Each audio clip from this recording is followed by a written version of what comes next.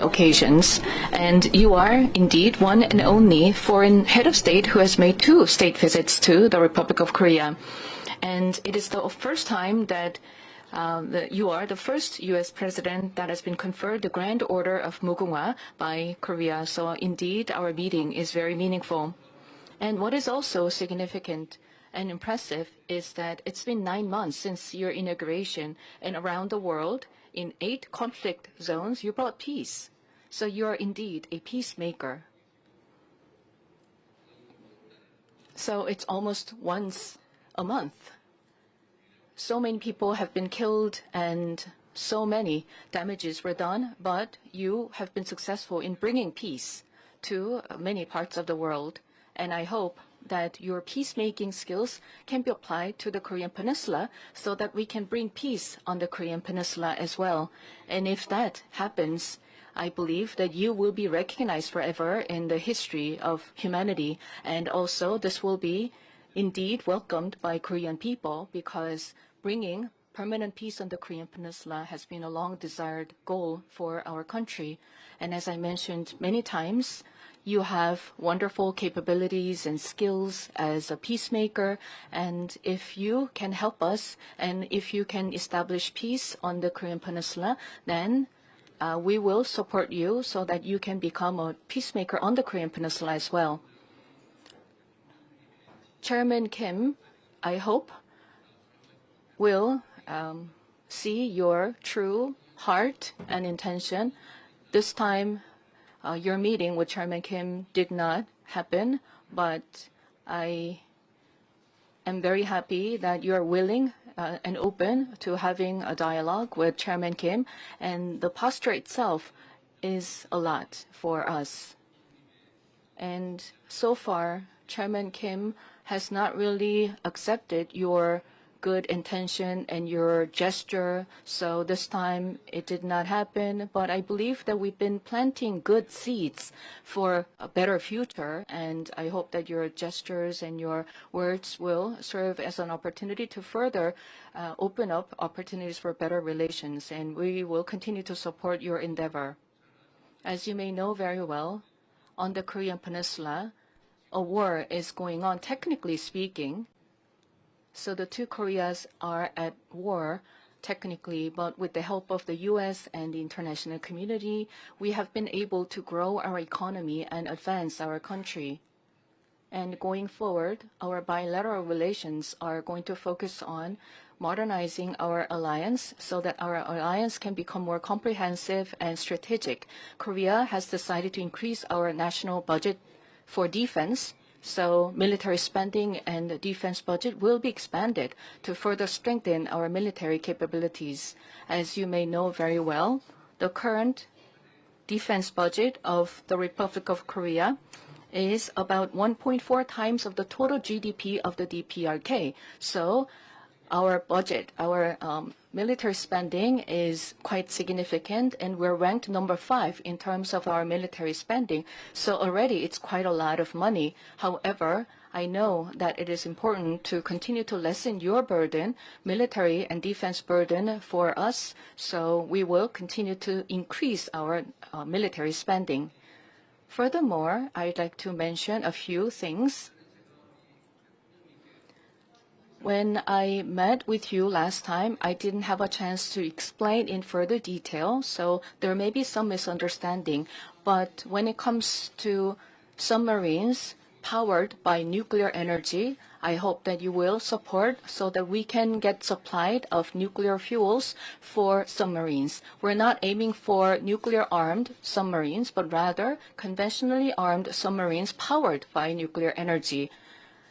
Because our conventional submarines have limited capabilities, they cannot really effectively monitor and counter any undersea activities from other countries. So if you allow and support the supply of nuclear energy and nuclear fuel for submarines, then we will be assisting building submarines and military vessels. And if we are equipped with nuclear-powered submarines, we can help your activities around this region by providing the patrol and other activities. I understand that you have already expressed support for reprocessing of spent fuel and enrichment of uranium. And if you facilitate the working level consultations between our two countries regarding that, we will be able to achieve good results. And you are now working to make America greater again. And I can see that there has been a lot of achievements. And last night I checked that your stock indexes have hit another record high. So you are indeed making America great again. And so against this backdrop, Korean companies will continue to invest in the U.S., and we will continue to support your endeavor in revitalizing your manufacturing sectors, and shipbuilding sector cooperation will also continue because this will benefit the Korean economy as well, and it will benefit the U.S. economy. And all these efforts will further advance and strengthen our bilateral alliance and relations. We have 50 million people in Korea, and along with our Korean people, once again, I welcome you to the Republic of Korea, and I hope that we will continue to work together for better Korea, for better U.S., and also for better bilateral alliance. Welcome once again. Thank you very much. Well, I'd like to thank you very much, and I want to thank all of your people, many of whom I know, and we've been dealing. They're very tough negotiators, and that's the way it should be. And I will say that we're working together. There's a great love between our communities, between our people, between leadership, and we're all friends. I know you showed me a picture from a long time ago of you and I, and you're looking better now than you did then. That was quite a while ago, so you're doing something well. But I will say this, that the Korean Peninsula, and I know you are officially at war, but we will see what we can do to get that all straightened out. We've been very lucky. I've been very fortunate to be able to solve a lot of problems in the world. I didn't even know there were so many problems. There were countries that nobody knew that they were even fighting, and yet they were killing millions and millions of people. And we got them, with the exception of one, which I think we're going to get straightened out, Russia, Ukraine. But we got them all done, all finished. And you know that I'll be working on this very hard with you, with your team, with a lot of other people, see if we can do something that makes sense.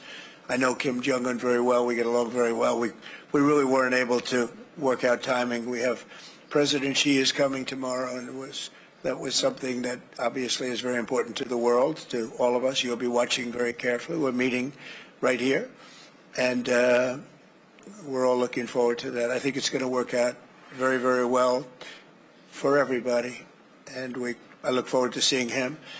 And that was our focus really for this visit. But we'll have other visits, and we'll work very hard with Kim Jong-un and with everybody on getting things straightened out, because that makes sense. You know, I have a couple of phrases that I like. One of them is common sense. It's common sense that should work out, and I feel certain that it will. It may take a little time. You have to have a little patience, but I feel absolutely certain that it will. In the meantime, what you've done is amazing. What you've, first of all, the welcome and the beautiful honor you bestowed on me as the only American president. That's really a great tribute to our country. Not to me, it's a great tribute to our country, but I had it focused toward you as opposed to against you, which some people did. What you've done and what you've created, what you've done in really a very short period of time, relatively speaking, is amazing. It's really amazing. And you're working with us now on shipbuilding because you become a master of shipbuilding. You know, during World War II, we were the biggest. We were number one by far, the United States. And then through a series of very bad decisions or lack of caring, we really didn't make ships very much anymore. We made other things very well, but we didn't make ships. Well, making ships is a necessity. And I know we're working in the Philadelphia yards and in various other places in the United States where you're coming. We're going to make ships together in the United States, and we're going to start up shipbuilding, and we'll be right at the top, or at least toward the top, in a pretty short period of time. But we have a lot of industries that are together, and we have a lot of industries where we're leading. We're leading in AI now. We're leading in a lot of the different things. We have many car companies coming back, as you know, to the United States.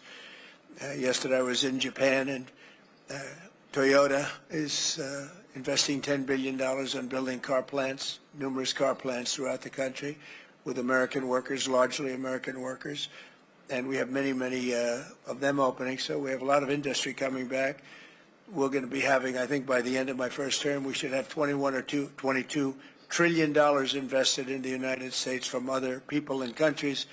And that's a record that's not even close. I think the record could be just about one-fifth of that.